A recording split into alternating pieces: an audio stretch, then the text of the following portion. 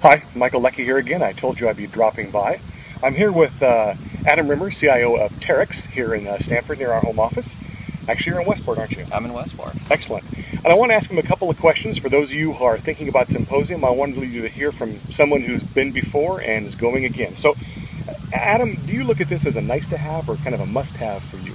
Well, Michael, it's funny. We were just talking about this as a team, and for me, this is a must-have. It's the only time we get, as an organization, as an IT leader, to get in and get an in-depth look at what's happening in our industry, the big technology trends, and frankly, what's happening with our suppliers, so that we can make sure we're well-positioned for the future and that we have the team and the tools and the expertise that we need to succeed. Great, excellent. I couldn't have asked for a better answer.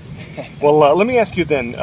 You've been last year was your first time? It was my inaugural visit, and I'm signed up again and can't wait to be there. Excellent. Well, given the one experience, what are you looking forward to the most this year going to Symposium?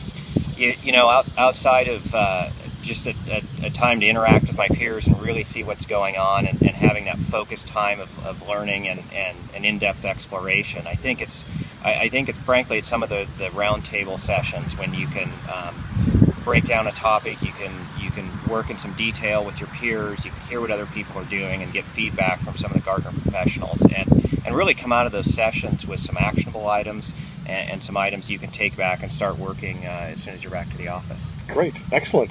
Well, now that you're an old grizzled veteran at Symposium, do you have any advice for a first-time attendee this year? Yeah, I think there's a couple things you want to do, and it's like any time you go in for education. The first thing is do your research. There's a lot of material there, a lot of topics, and a lot of stuff that's great. And oftentimes when I look at it, there's lots of things I want to do, and it's really critical to prioritize and plan. So get your planning done right and get your priorities in place. And then once that's done, I think the other key for me, and this was a big learning for me last year, was take a chance on some things.